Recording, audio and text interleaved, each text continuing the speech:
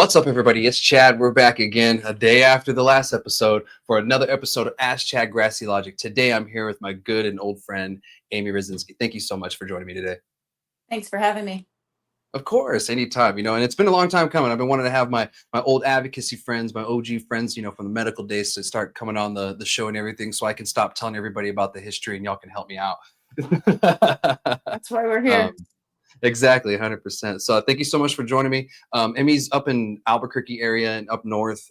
She's been around for a long time, like I said, but I won't speak for her. I'll just let her do it herself. So if you could go ahead and give us a cool introduction of yourself. Sure. I'm Amy Rasinski. I started in the industry back in 2016, and it goes way back to somebody Chad knows, long history. My nephew, Zach. Zach Hayes was my nephew. He had cystic fibrosis and passed away in 2016. And he was tied to the Organtica crew, and he was OG founding member. He was one of the board members. He was the medical patient that you needed to get the board going to get a license back then. So And that's something funny I didn't know was that he was a part of the board. I knew he was a part of the company working and everything, but I never knew he was a part of the board. That's actually really cool.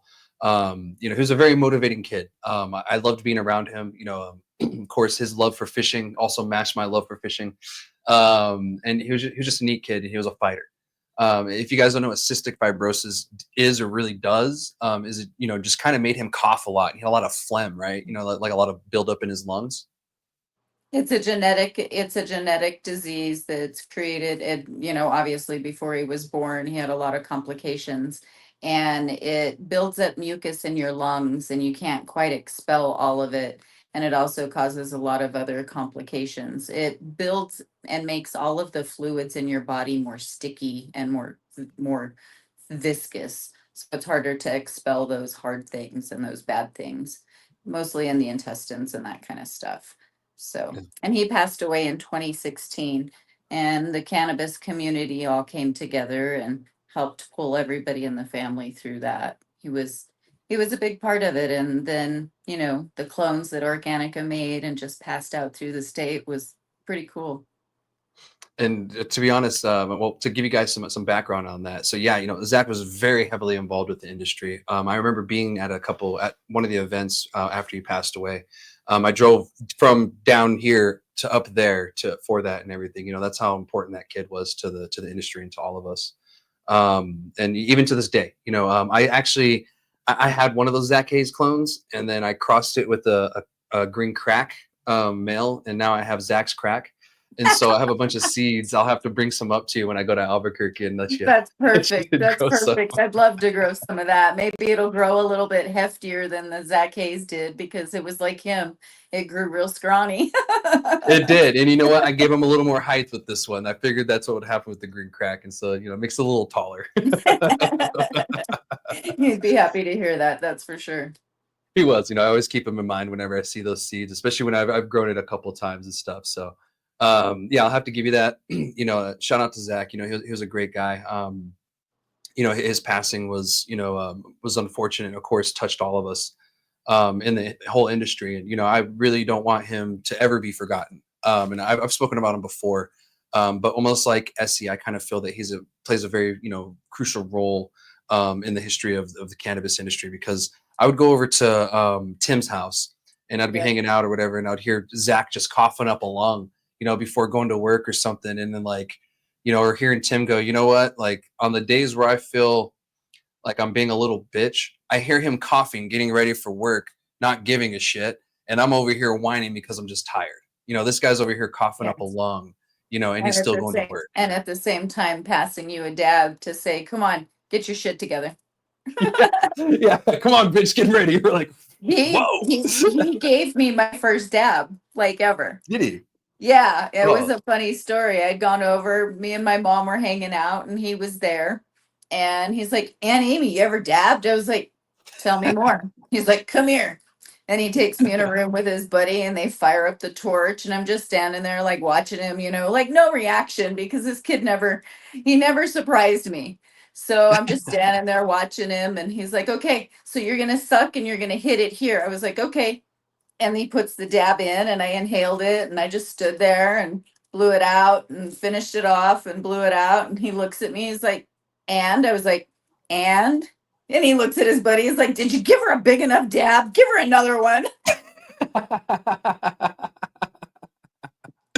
Oh, that's great. He was a funny kid. He loved dabbing people out for sure. I mean, I know he dabbed me out a few times. Or he'll join me and like because there'd be times where he'd bless us with, his presence, just whatever, when I'd be at Tim's just coming, I'm like, what's up, dude? Come and dab with us and shit. And so Yeah, just a cool kid and just a fighter, just really motivates you and shows you that, you just don't give up, like why absolutely. give up, Absolutely. And when he was coughing, I just let him cough because I didn't know if it was a dab cough or if he was really actually having problems. Most people you'd be like, dude, you okay? And I'd let him Yeah. go and let him go. And then I'd look at him and he's like, don't fuck with me. I'm like, okay, okay. Yeah, Yeah. that was And that. he was that was Zach for sure. He loved his family and everything too. So I'm glad we're getting a chance to remember him and everything and have this conversation. And I'm sure some people watching, remember Zach, and especially from Albuquerque and everything. So, in the comments or anything, post your favorite memory. That'd be kind of cool. Um Absolutely. yeah, because we I all know miss it's them, we all nice miss when them. I go around and meet other people out in the industry that have been out there for a while in areas I don't go to, that A may come up in conversation and I just toss out there that he was my nephew and, showstopper. It's always a great opening for a good conversation and a good friend. Yeah, 100%. He was a great friend. It's just unfortunate I didn't get enough time with him. But and I think that's for all of us. Yeah, But absolutely. I think we got more time, and I think we're being selfish because we got way more time with him than we probably should have. With the case, with the issues that he had, and Absolutely. people kept telling me, we're surprised he's living this old, et cetera, et cetera. The people that have this usually don't live that long, and he did bless us for was it 21 years or 20 years or something like that. He would have been, I think he was 19, he would have been 19. 20. Yeah. Okay. So I mean, we at least got that with him, Yeah, and so yeah, I'm blessed to have that time with that amazing kid, and he changed my perspective on some things in life for sure. right.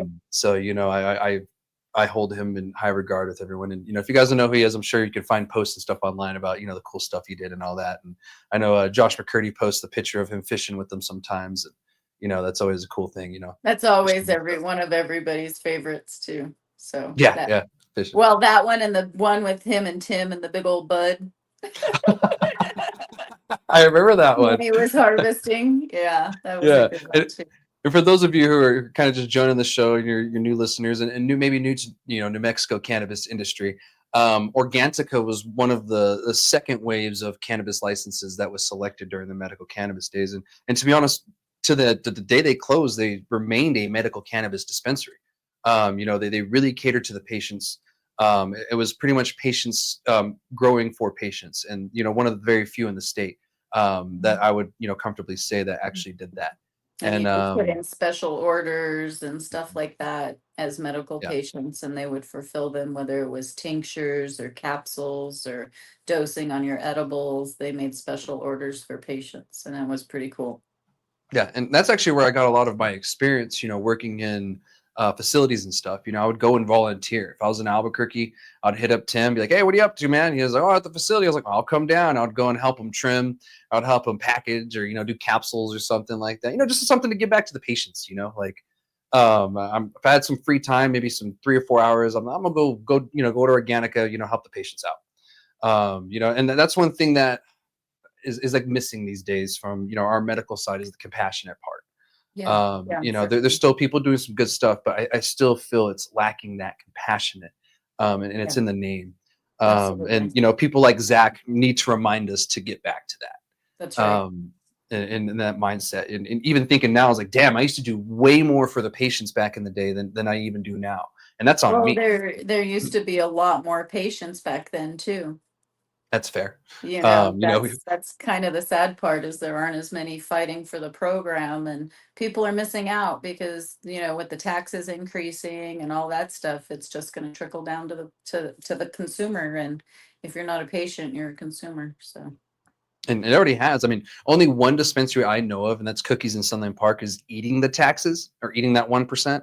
But the rest, they're charging the extra percent. And some of them are upset. Like, we had out the door prices, then all of a sudden this tax change, and now everything's messed up. And then we're getting patients coming in who, are scraping pennies essentially to get their medicine. And they're like, well, now I got to figure out how to, get this extra 20 cents or something. And luckily, most of them are nice, and they have like, they'll take it from the tip jar or something like that. Yeah. Which is nice. Don't get me wrong, you don't have to, but But still. then there's also some of them that, can't afford any of that and, they're struggling as it is. So, Yeah, because I like remember actually, I think Organica had a patient fund, I didn't they, was back in gonna the day? say, that's Yeah. exactly right. Circling back to Organica, they had the patient fund and, Mhm, that's how you and I met was pretty mhm, much down there at the plant because after Zach had passed away, I started volunteering and I was working at the store and at the door and then I moved into bud tending and then moved into their little pharmacy area that was dispensing to the bud tenders. And from there, it was time Tim needed a full-time person, so I moved into packaging right under him. And he pretty much taught me everything I know in the packaging realm down there and BioTrack. goddamn BioTrack, I hate you. Imagine, as he would call it, the bio bitch, but The bio bitch. Oh, that's funny. Yeah, we'd have a good time there. I remember they used to have a basketball hoop in the back, where the grow is and everything. I remember messing around and playing some basketball over there they because we'll used have little to smoke breaks. do the skateboards in the run in the back, and then they do the little remote control cars. Yeah, they were But fools, man. It was fun. they would also do like potluck lunches and Mhm, barbecue for the staff and stuff like that. It was a family, and I'm not mhm. gonna lie, that's part of where cannabis started saving my life because when Zach passed away, I was on a lot of pharmaceutical drugs. I was taking antidepressants and anti-anxiety medication. And then in turn, I was taking stomach medication to help those things digest, and then sleeping pills. I was on it at least 8 medications at any given time. And when Zach passed away and I started learning more about cannabis and the endocannabinoid system that they don't teach you about in school, and how it regulates your body and how you can control a lot of those things just by your cannabis intake. And I quit all of those medications cold turkey Wow.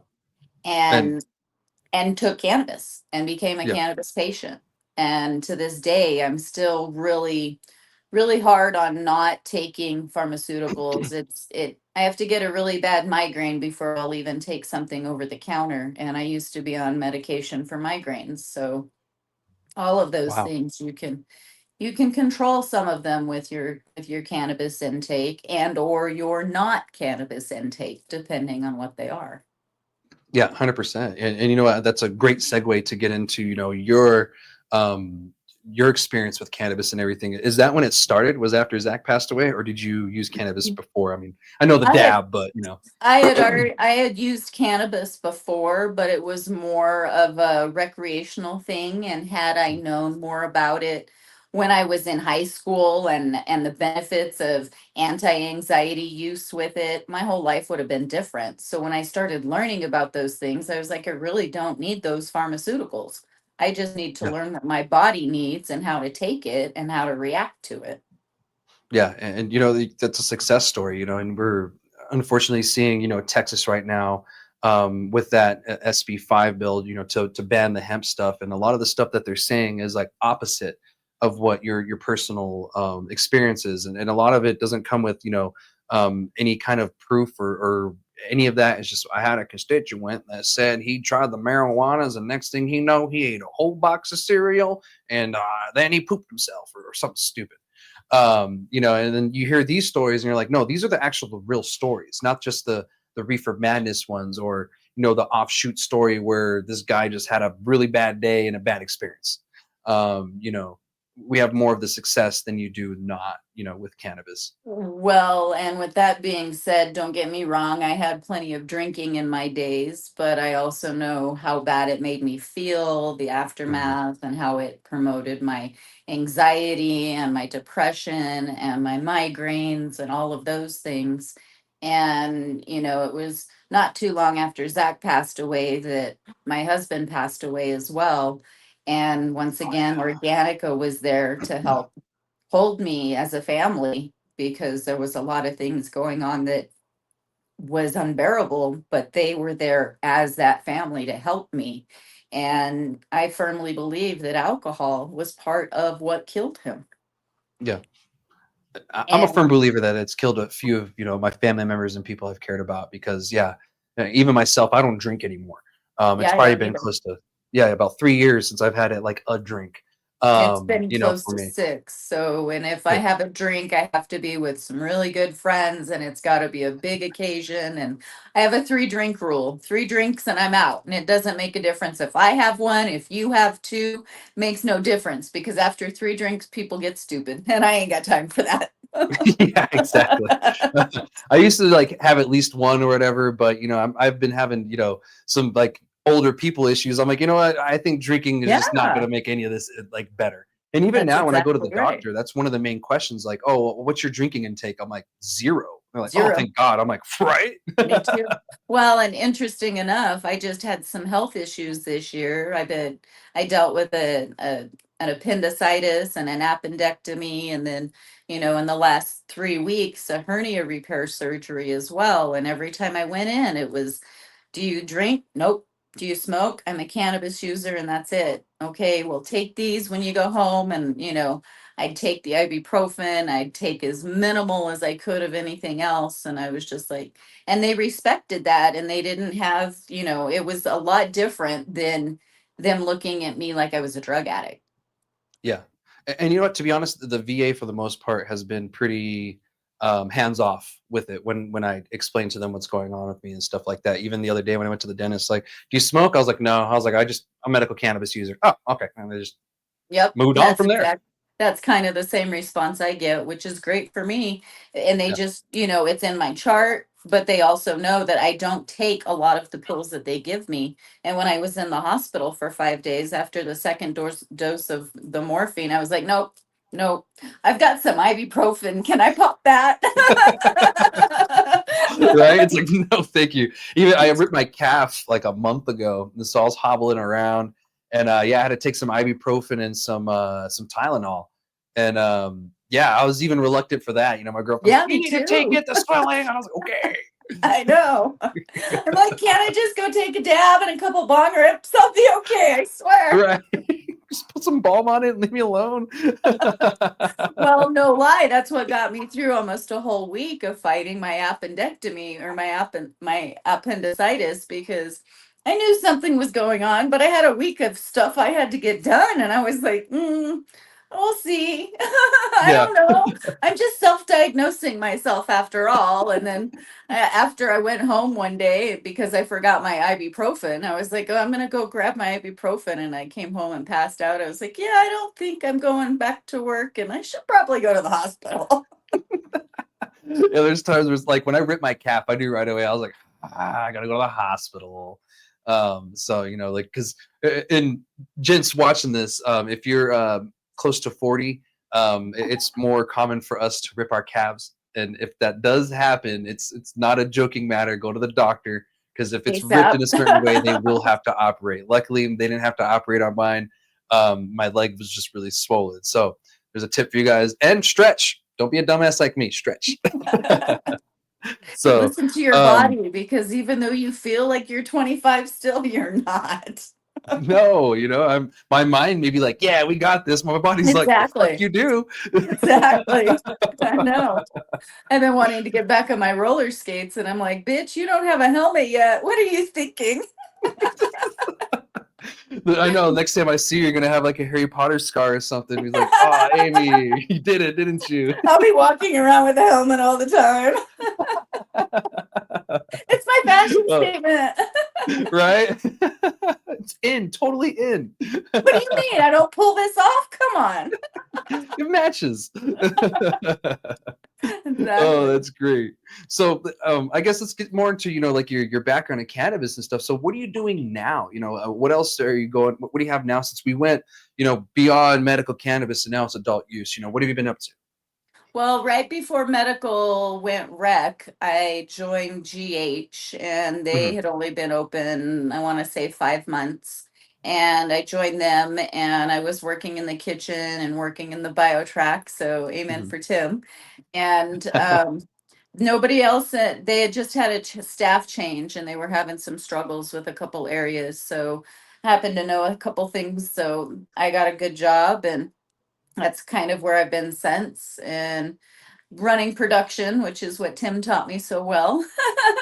And then that led into compliance because I'm kind of, I'm guilty. I'm truthful to a fault. And if we're gonna have a compliance issue, I want to know whether or not my job's on the line. And if we've got a compliance issue, my job's on the line. Yeah. So it's kind of taken me into becoming the director of compliance for the company and writing SOPs and making sure things are on point, making sure people follow the rules and that we're being good to them as well because, it kind of goes both ways. You can't expect your employees to have a bunch of rules set before them, but not, have some sort of PTO or something that pays off for them in the end.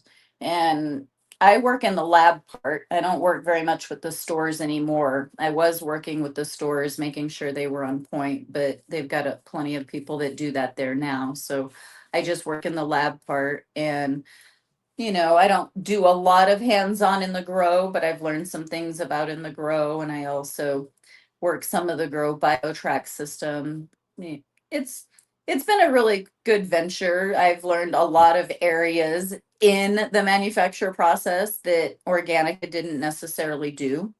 Yeah. We have ETS hydrocarbon machine. We do CO2 extraction as well as full on distal after all of either one of those. So it's a pretty big busy practice. And then all that trickles down into, carts and filling and all in ones as well as edibles and in the kitchen and converting all of those products. So Dang. So they got you busy. So this is still at GH, right? yeah, yeah, yeah. And for those who you may not know, who is GH? What does it stand for? Generation Health. Well, what the stores were called Generation Health, but GH itself is GH LLC. I don't know if they actually have a meaning for the G and the H. We've I've gone always known him through. as GH as well too. Yeah. So And when I began and I addressed one as another, I was kind of, no, that's not it. So I don't know. We recently went through some changes in May and things have been working out really well. Production's picked up. We do outside processing as well Mhm. as white labeling for a lot of companies around the state. We're in probably 100 to 150 different dispensaries statewide as well. We Nice. do Congrats. yeah, we do wholesale as well as white labeling for small dispensaries if that's what they're looking for. It's just a matter of getting with us and figuring out what the process is and what you want us to do. Yeah. One of my buddies, David, he actually, I went with him a couple months back. You weren't there. I think I'd messaged you and you were off that day or something. But he went to drop and yeah, like, yeah, we'll just do a split and just took it off his hands. And that was that. I was like, well, that was fucking easy. It's like, what do you want to do a split? How do you want to do this? Like, we'll just do a split. He was like, okay, that was it. Took it off. Yeah, that's what we do too. I mean, we do splits, but if you need packaging, then that costs a little bit just because, all the tariffs and all that and hardware and it just trickles down. And ever since COVID, things have just been wacky, that's for sure. Yeah, charge a penny more, and by the end, it ends up a quarter. So yeah, Yeah. it is what it is. So I get it. We do the packaging stuff too down here as well. Luckily we do our own packaging, so that saves us some money. But when Yeah. other people want to get packaging, it's like we have to charge what we have to charge if you want the And that's packaging, man. It and costs. you get it. I mean, we Yeah. do the same thing. Our packaging is what we package, and a lot of our a lot of our stuff is pre-branded. So if we're Mhm. going to do white labeling, we have to buy other stuff for those Mhm. white labeling. So it's just, Create the design, and it costs money from the very beginning. Just making the design costs money. yeah, I So know. yeah, Well, and if you've got a logo, we'll use your logo. Makes no yeah. difference to us. But a lot of times they're like, oh, you'll make a design? Well, this and that. And then I'm like, okay, TikTok people, how long you want this? Want like a Did Mary you? Poppins umbrella, and I then was going you to should have this back to you in 30 days, and now you're looking at 60. right, You can't figure it out. right. I know, we're um, all stoners. We're all stoners. So. right. So what's the future plans for you? Do you plan on staying at GH forever? Do you have any, maybe personal brand, plans in the future or anything? Nothing particular, you know me. I'm kind of neutral across the board. I don't ever, I try really hard not to necessarily burn bridges. Hmm. There's sometimes that you just got to walk away and things don't circle in your life at that moment, but that doesn't mean that there's got to be a lot of animosity behind it. Yeah. Um, I am a member of Farm Flourish. I work with Erica on some things and, help her out when she needs a couple things here or there. People have asked me if I write SOPs. I'm also willing to, I help our people that, our new vendors that come in, I help them with BioTrack. It's hard to say. I don't know for sure where I see myself in 5 years. I don't plan on going anywhere right now. I'm pretty happy with my position in the company. They take pretty decent care of me. So That's I'm good. just I'm hoping the industry gets a little bit better so the rest of us can get a little bit better.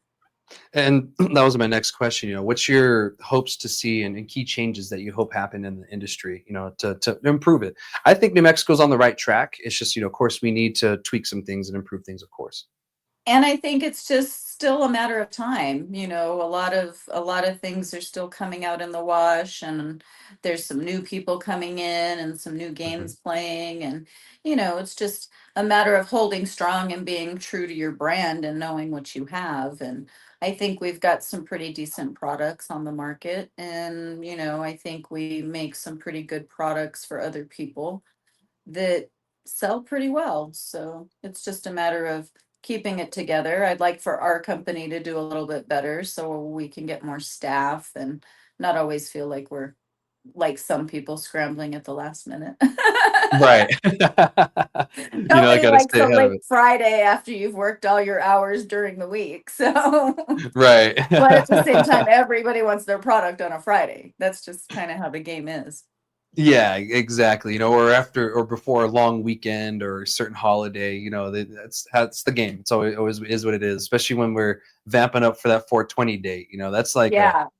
that thing is crazy when people are getting ready for 420. It's like months of preparation for that But one date. I don't think it's been nearly as crazy the last couple years as it was with medical. It wasn't, but in Sunland Park, it has been I bet. crazy. Yeah. Yeah. Because that's the Texas market, like the New Well, Mexico and market's pretty chill. 710 probably the same way. And I Yeah. think it's also because a lot of places in Albuquerque don't necessarily, yeah, they'll throw a special or yeah, they'll throw a deal, but it's hard to bring in a big crowd depending on Mhm. what day of the week it is. Yeah, and the Albuquerque's been Albuquerque's had more of a cannabis community than the South has, and that's why I pretty much started up north, and I was more known at the beginning up north because of that. Yeah. The, Yeah. the community, the medical cannabis community was in Albuquerque. It is what it is. We were trying to build one down here. It was slowly building. It's still building. And one day we'll figure it out. But I will give Albuquerque that. You guys have had a very strong cannabis community for a very long time, but they're picky. Oh man, they're picky, which is fair. Well, But I'm woohoo, not gonna lie, I'm kind of picky too, you get used to it. yeah, It's a matter of your profiles and what you're used hmm, to. And as a medical patient, you kind of have standards and you want to hmm, make sure you've got your testing and that things are falling right. And if you can give me terpene profiles and tell me more of what it's going to do to my body, then we're going to talk more business. That's for sure. yeah. And I kind of enjoy that because I'm picky. I'm one of those New Mexicans, but I acknowledge that Albuquerque as a whole is more snobby when it comes to it than most of the state because of the experience that has been up there. I mean, the Green Mile has been the Green Mile since the medical days in Oh Albuquerque. yeah. Oh yeah, for a Yeah, reason. yeah, Yeah. and it's been called that since I think around 2016 or so. Yes, Is around exactly. the time when we started calling it that, and it's not changed. That's It just true. got greener, if anything. Uh, Absolutely. I yeah, was just gonna say, definitely got greener. yeah, and it's not because of rain.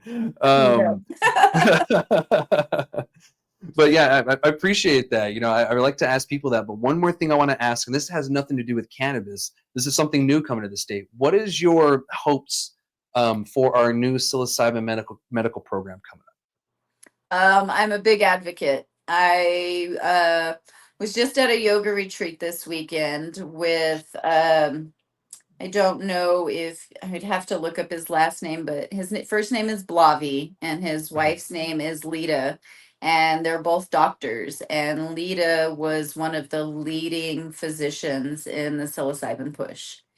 Oh wow. Um, I don't know if you're aware of this as well, but I microdosed from 2019 forward because of the events that occurred in my life and some of the Mhm. things that were going on. And good old Timmy turned me on to capsules and Yeah. microdosing and how it really helped change things in me.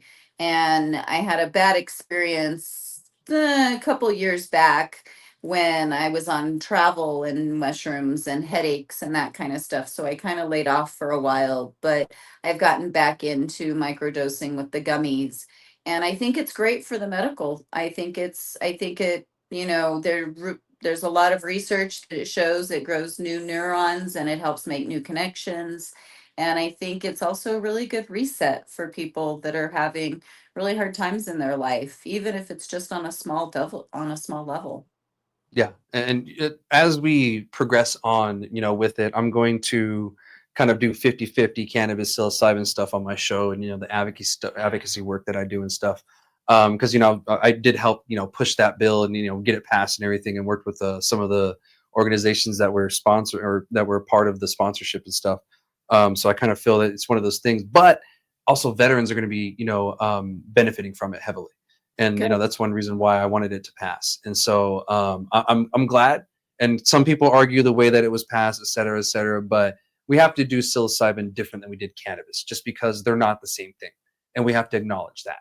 Yeah. Yeah. And once we acknowledge that, which I think most people do, but they've been very good about acknowledging that yes, this isn't cannabis. We do have to do this a little bit more in a controlled environment than the cannabis thing, because cannabis for the most part, it's like I wouldn't say a joke, but like you can make jokes about it because like, oh, you smoke too much, you're just gonna take a nap and eat. Whatever, dude, you're being dumb. But psilocybin is kind of like, oh shit, like it's Well, and I'm different. not gonna lie, I've never fully tripped on mushrooms. I've never Mhm. had a full on dose of mushrooms because of my fear about that. Yeah. I've done a lot of research as far as mushrooms, acids, psychedelics in general before I went into any sort of trip stage just because I wanted to make sure I was in the right mindset. I Mhm. wanted to make sure that I had a trip sitter because I'd never been in that state before, Mhm. and just the right setting. And not all those things line up at the time. And it took a while before I managed to find my venue for that. And mushrooms, I don't have all day. Yeah, that's true. They last a while. I can't put that on the calendar. Well, I'm taking these days off because I'm going to go do this. And then, you think you've got it, and then something throws a wrench in your life, and you're like, oh, I can't do that now. Yeah, exactly. Like you're like in the middle of it. It's like, I can't Yeah. adult right Yeah, now. exactly. So, yeah, I haven't done the full on dosing of mushrooms, but I still firmly believe in it's triable for everybody at some level.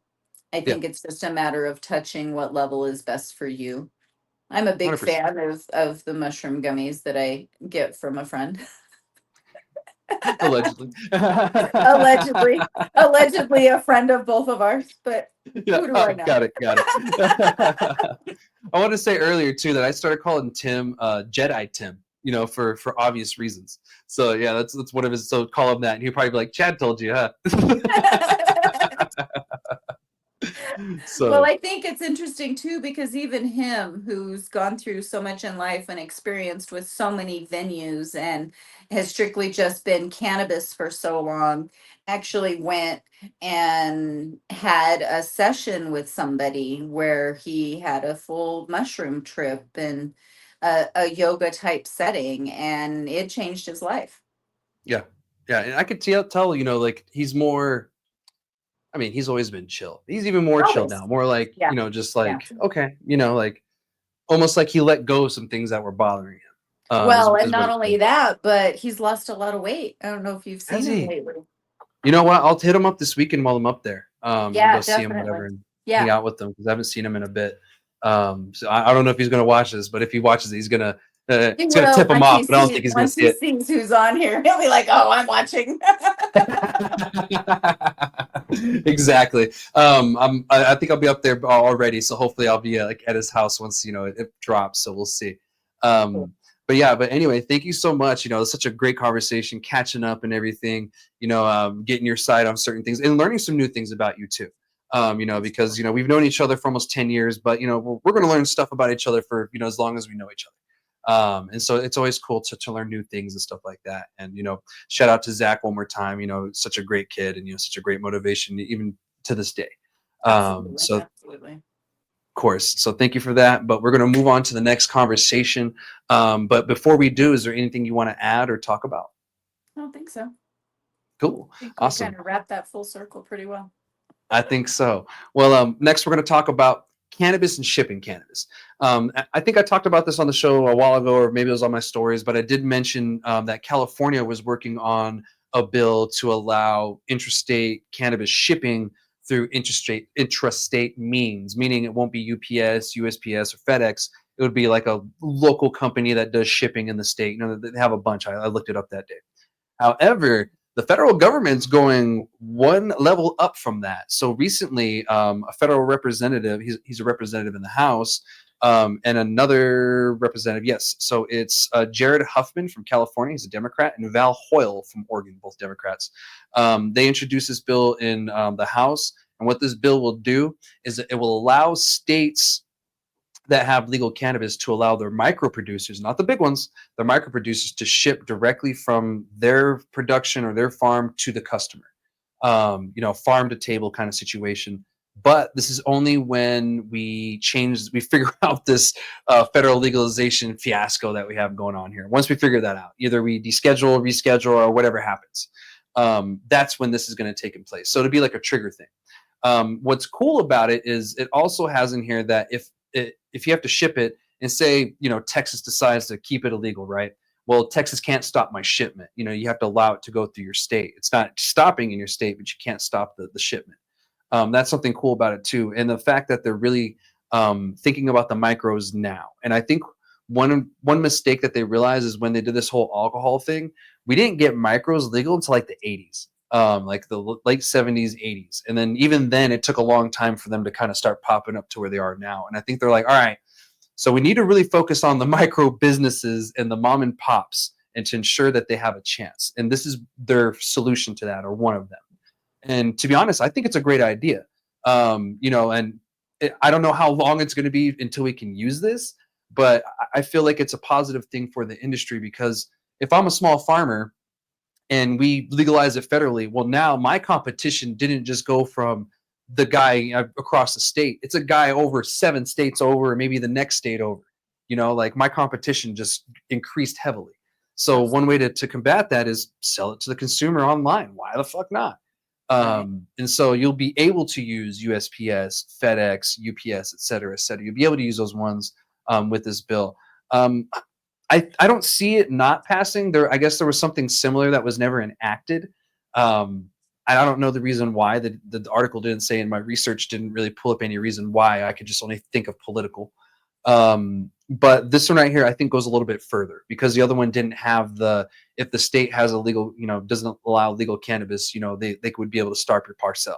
And I don't think that's right. It should be, if it's shipped, it's legal, it's going through your state, tough shit. It's not stopping there. That's not the end thing. So what's your thoughts so far, on this kind of move that, these two representatives did?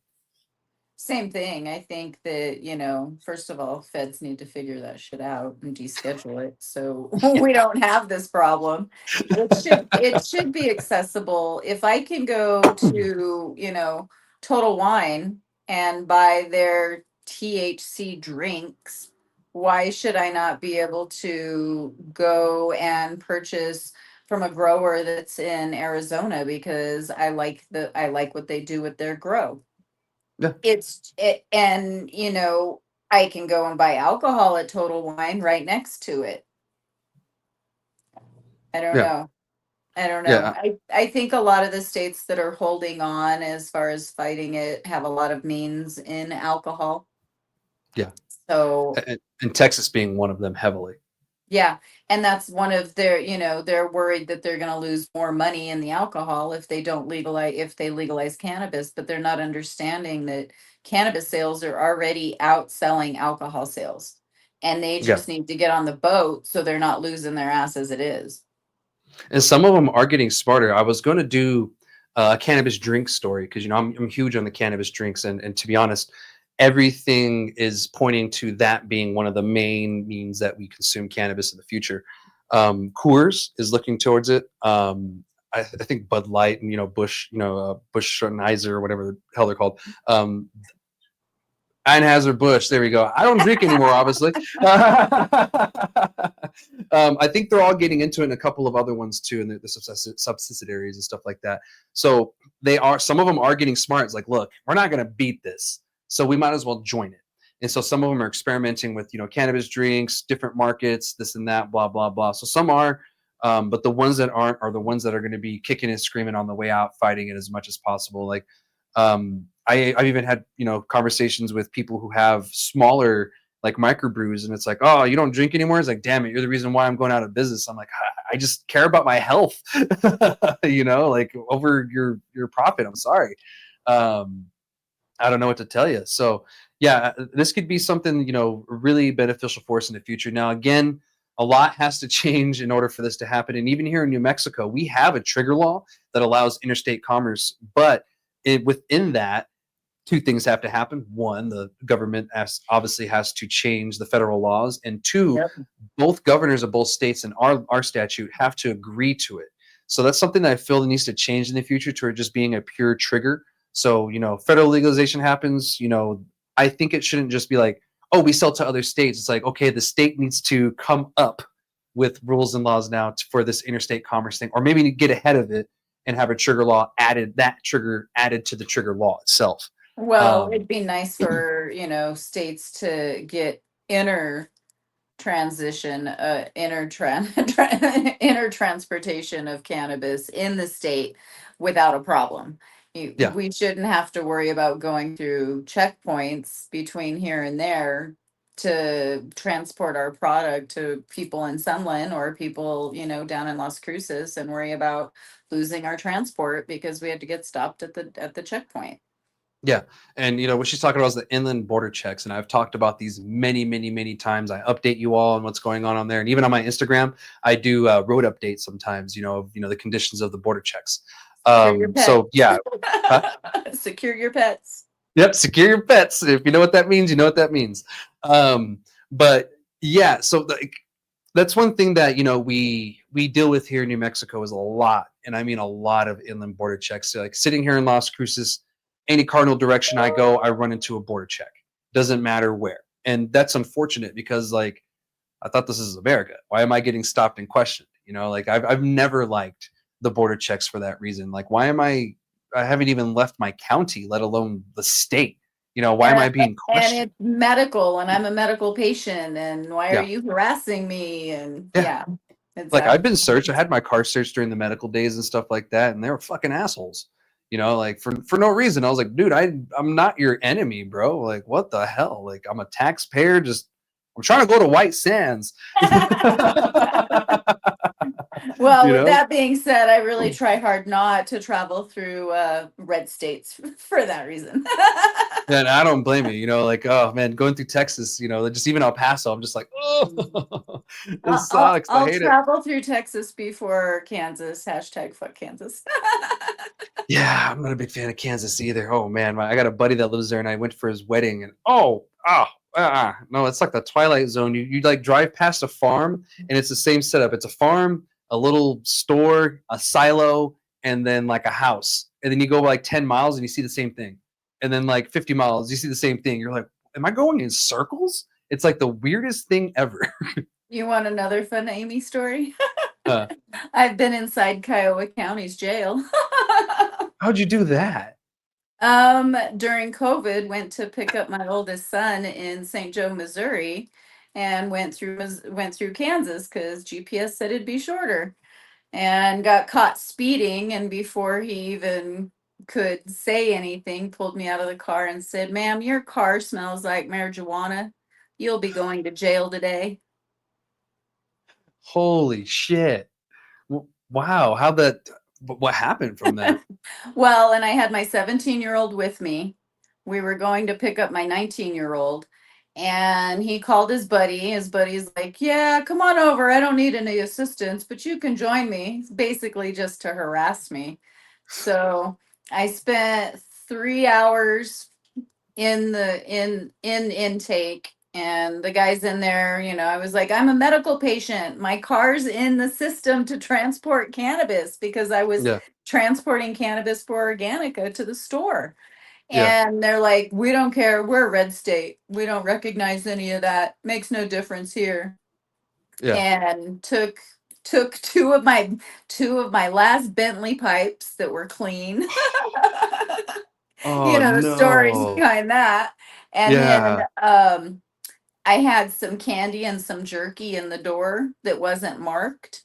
Yeah. And he asked me, "What are these?" And I said, "Candy." "What is this?" I said, "Jerky." And he put them back in the door, didn't confiscate them.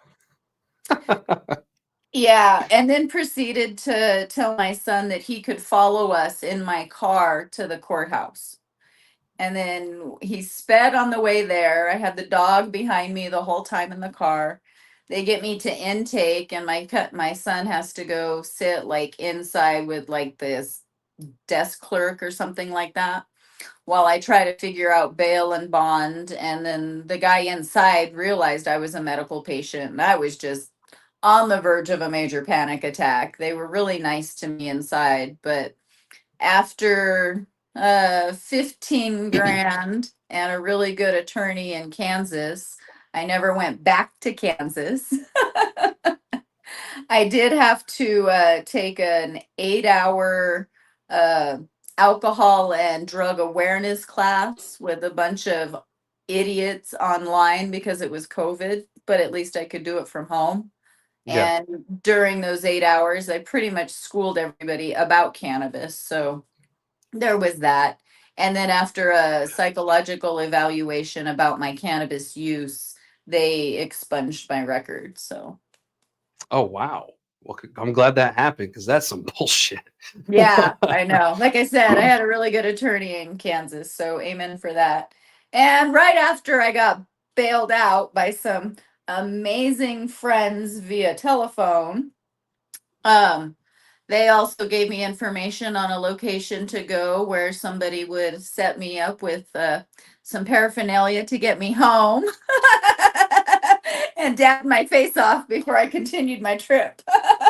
And like that shit blows my mind. I'm like, you guys act like it makes it go away. Like it's there. Like it's gonna be there regardless if it's legal or not. You know, like it's ridiculous. Well, and after the trauma you just caused me, I'm going to find a friend that's not that far away because I'm a Fuck pothead. yeah.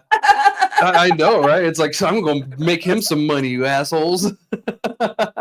They're there. You guys just don't know. Right. But So, yeah, and hopefully in the future we won't have to worry about stupid shit like that. I Like know. just even traveling through another state, like Yeah. it shouldn't be like, yeah, I'm just traveling through your state and I have weed. Like I'm not stopping here and staying here. Like leave me alone. And like it's a little ridiculous. So but yeah, I hope something happens from this bill. It was just introduced, so it has a long way. I don't even know what committees it has. I don't even know the bill number, to be honest. But it's a fresh bill. We'll see what happens. California is doing something similar, so they could have took that idea from them, or this just could be like a kind of a trend thing that's going on with like laws and stuff.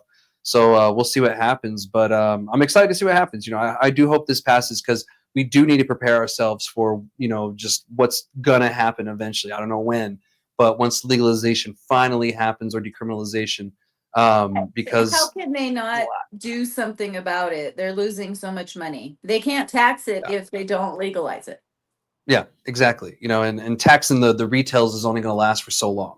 And there's Like no point in, descheduling it or just deschedule it completely. There's no point in rescheduling it. It yeah, should be just as accessible as alcohol. I I should be agree. able to go to a consumption area where there's families and there are people having their family events. And kids should be growing up knowing that it's medicine and not that, it's the gateway to crack right around the corner. Yeah, and kids don't care. They're too busy They playing. don't. They Like don't yeah, care. You're yeah. gonna go ask your kid to get you a beer out of the fridge, but you're gonna try and act like I can't smoke a joint in front of my son. Yeah, like it gets a little hypocrisy at that And at it's that even point. worse for, small mom and pop shops who have kids who raise their children in this industry. I Yeah, know the owners of Fire Flower and, their children helped them grow their plants to open their store. And then they decided that, when rec passed, you couldn't have any kids on the property. So now their kids can't help them grow that, but their youngest son's goal right now, and he's already winning awards for his botany. He yeah. is learning to grow plants because his goal is to have award-winning cannabis. Yeah. See, and we stifle stuff like that when we don't allow it because these kids aren't smoking it. They're learning the process. You need if you want generational farmers, that's how you get generational farmers is you allow the farmer to teach their child. Just like the guy who brews beer. I know many Exactly. people that brew beer and they show their Exactly. kids, they have their kids running around. My brother brews cider, Yeah, and the boys are there all the time, like we're sitting there smashing apples and they're in the back just running around, no big deal. So like it shouldn't be that big of a deal. It's a plant, that's like exactly right. it's probably safer for the kids to be around. We're not using a lot of mechanical machinery like Well, and like a not only freaking that, grinder. but if you're a patient, you're not putting any pesticides, you're not putting anything on that plant but love and care and attention. Yeah, especially when you're a smaller license and you're not, growing the tens of millions of thousands of plants, like you're able to touch those plants and really give them the care that they need. And why would we stifle that? So, Exactly. but yeah, I digress. And yeah, I hope something good comes from it. But we have one more topic, and I want to move over to that. But do you have anything else before we move on? I don't think so. Cool, let's go. We're gonna do this last thing, y'all. I'm done for the day. Well, done for the week because this is the second episode for this week. So let's talk about this last thing. And Amy, you and I know about this last one very well because this is something that we haven't always done: cannabis and testing. And I've talked about this a few times, but and yesterday actually I wrote an article on my website invaderkushnm.com, one of the publishings there, and I was talking about testing, especially here in New Mexico. But I did touch on other states too, and testing is an issue nationally. This isn't just to New Mexico, to California, to Colorado, or whatever. It's every single state because no one has figured out how to test things correctly. Just like I've said, no one's regulated cannabis correctly yet. Yep. We're still figuring out this testing thing, and to be honest, we're still learning about the cannabis plant. I've said this a few times throughout the past couple months. We just found a new cannabis compound a couple months ago, and so now we got to figure out how to test for it, if we want to test for it or whatever. So that's one of the things that we have to keep in mind is we're going to learn things about it all the time now. And, we haven't been able to really study it like we probably should. And that's one of the problems about cannabis is like we haven't been able to study it because of its scheduling. Since it's Schedule 1, it makes it like almost damn near impossible to research it, which makes no sense. You should be able to research any drug or any substance because the more we know about it, the better. Absolutely. Because like you have fentanyl over there and it's what schedule is that a Schedule 2? Yeah, it is a Schedule 2 because you can get it prescribed Yep. from a pharmacy. I can go to Walgreens and pick up fentanyl, but I can't get my medical cannabis, at a pharmacy like that. So Yep. we have those things. But when it comes to testing and everything, here in New Mexico, we actually haven't been doing it that long. I know, like, now it's the standard. Everybody has to get it tested. Even here in Cruces, we have like 2 facilities now, and Sunland Park has one too. So now the South has more. But back in the medical cannabis days, when me and Amy were running around trying to figure things out, there wasn't really much testing. And here in the South, they weren't required to test because of the Border Patrol inland checks. And the fact that we didn't really have a testing facility until like 2017, 2018 here in Las Cruces. So our cannabis was never tested down here. And we ran into a lot of issues: mold, mildew, pesticide stuff, blah, blah, blah. What is your remembrance of, all of this crazy stuff that, with before testing? Because it's only been around in New Mexico since like 2016 or so. Yeah. I don't recall any major issues right off the bat, but I know that it's labs have circled back and circled through, and they've had issues. It's really hard to set a standard because there isn't across the board. I Yeah. mean, some will test for terpenes, some won't test for terpenes. It's another fee. I mean, Mhm. and they add up. Testing's Yeah, expensive. it is. So it's hard And for the small ones, and the big ones have to make it into their budget because they've got mhm, so many more.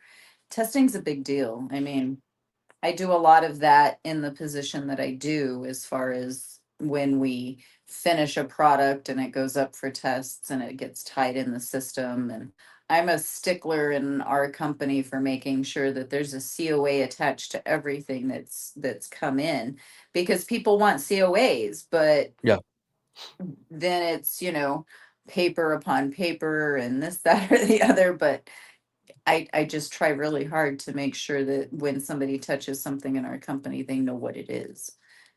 yeah.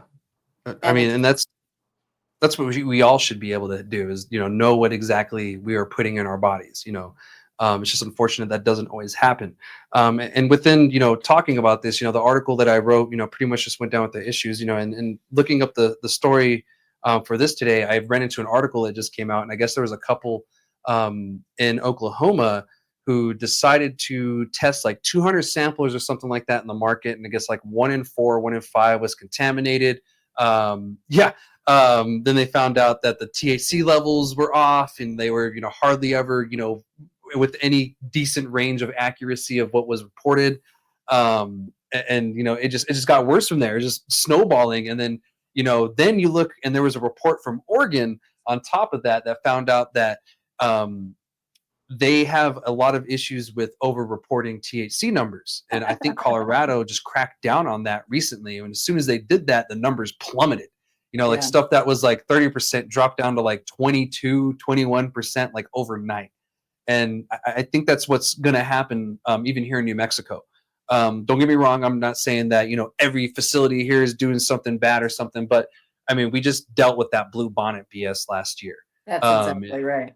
yeah, Well, and the blue. if you think back to it, when Organica first got in a rise, they had the highest test in New Mexico for a I remember. THC percentage because it Mhm. broke 30. I think it was like 32 or something like that. I think it was 32. I remember Tim telling me.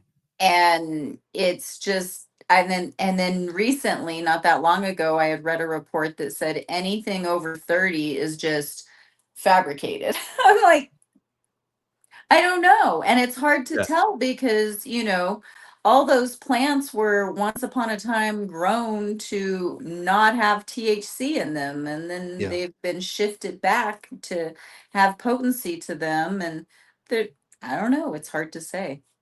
yeah. And I don't the know methods how that a lot of these. I don't Uh, know how accurate tests are. I just don't.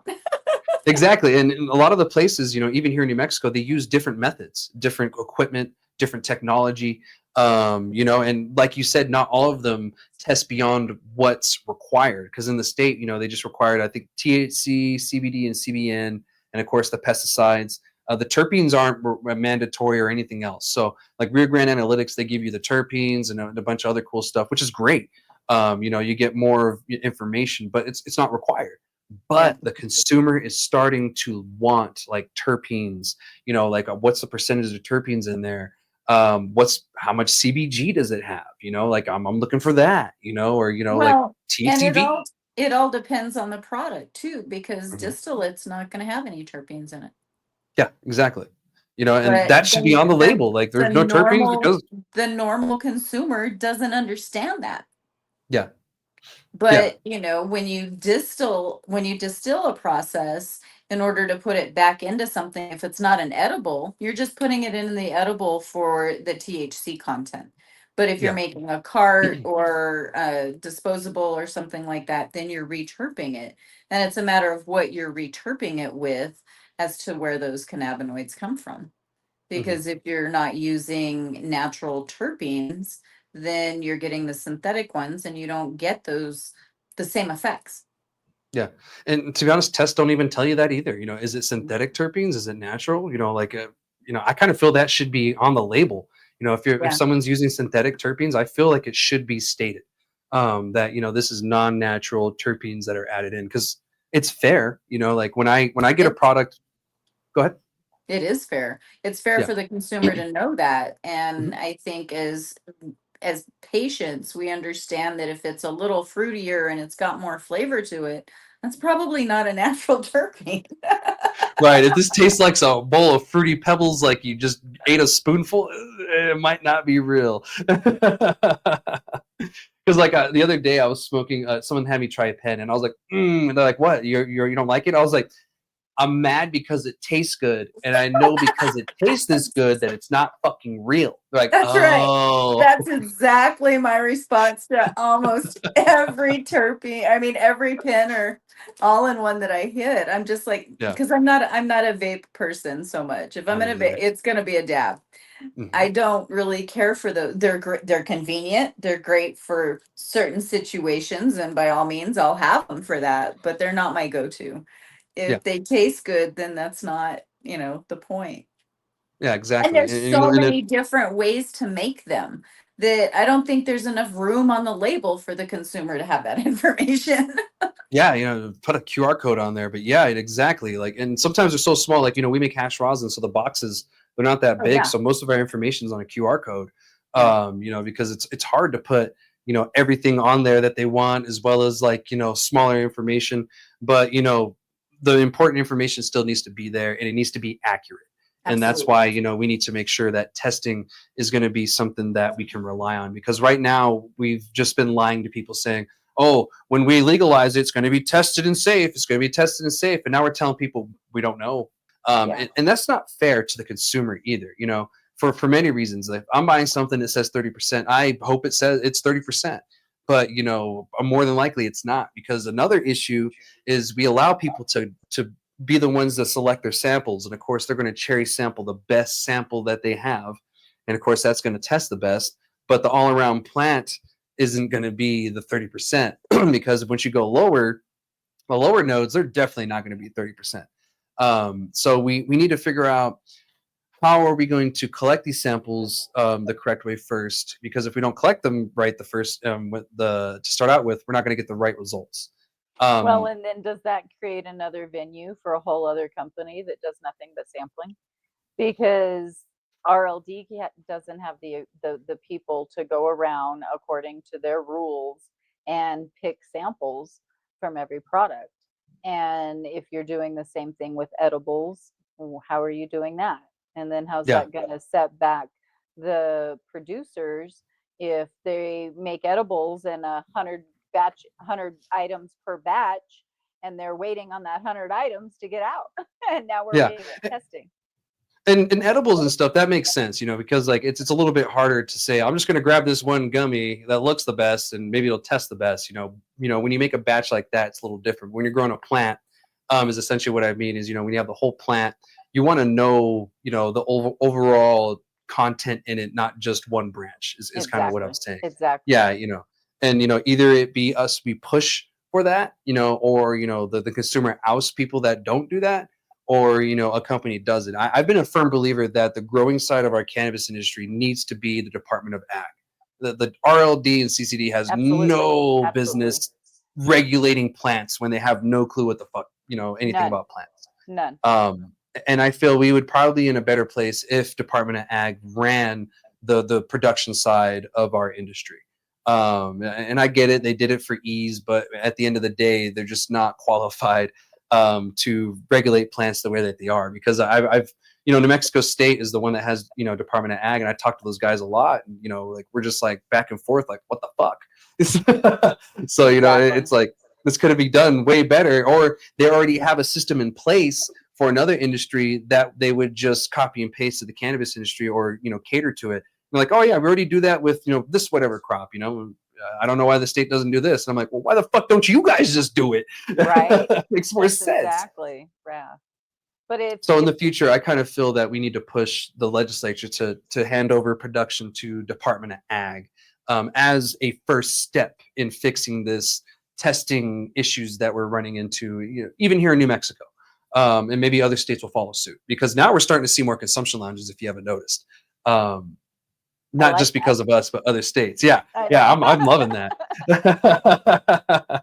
Probably gonna go to one while I'm in Albuquerque, so I'll hit you up. Maybe we'll hang out and smoke some doobies. Yeah, for sure. But yeah, hopefully the testing thing will get better, because like I said, it's not just here. That couple in Oklahoma, the thing in Oregon, and who knows what else is going to come out in the following days. Because I just wrote that article yesterday, and then this morning I wake up to more information about it. So I'm like, oh god, this ain't getting any better. I think I just read an article, or cruised past an article about testing in New York recently, and I don't remember. I like I said, I didn't stop and read it, but it said something about guidelines are established for some testing. I don't know. I hear New York's going crazy right now. So They are, and what's funny is our bill and their bill are similar. They were written by the same group.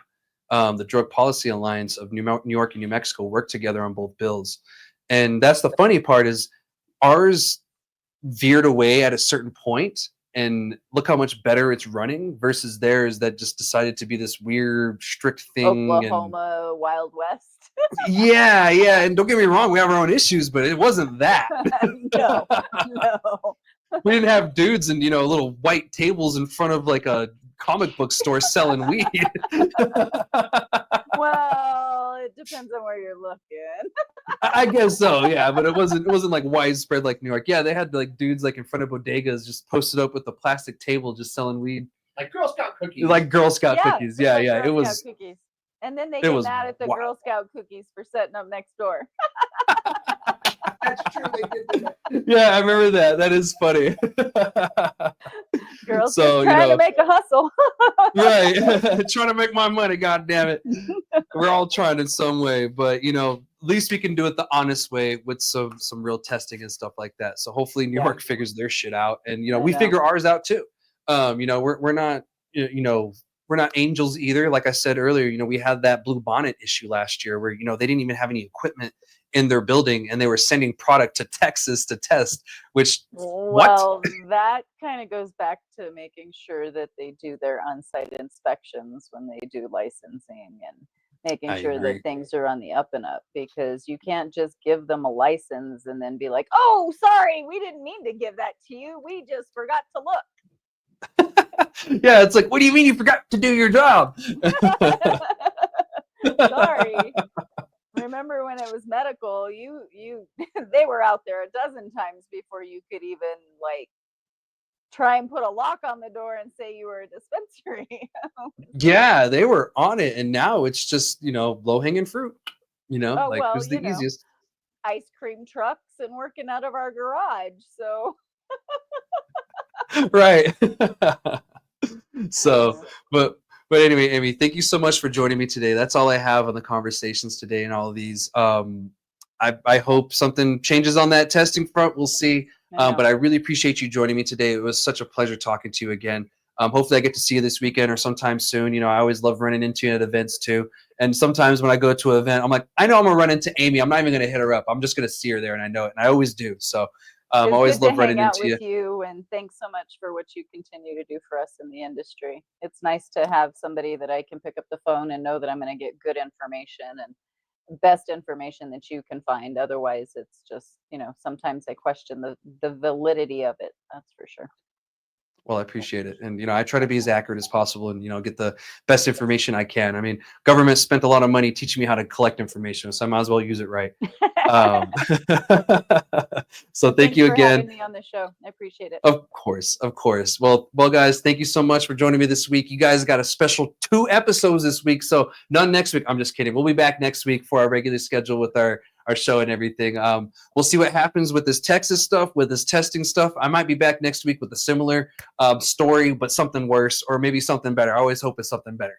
But that's not the way everything always goes. So I'll see you guys next week, and make sure to like, subscribe, follow, whatever you got to do to stay in the know. All right, shoots.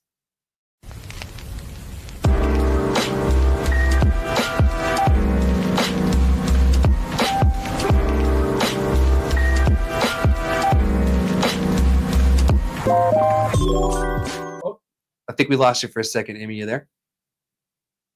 Uh-oh, we lost her. Oh, we were doing so well. We're almost done. Oh no, I think she's coming back. She should.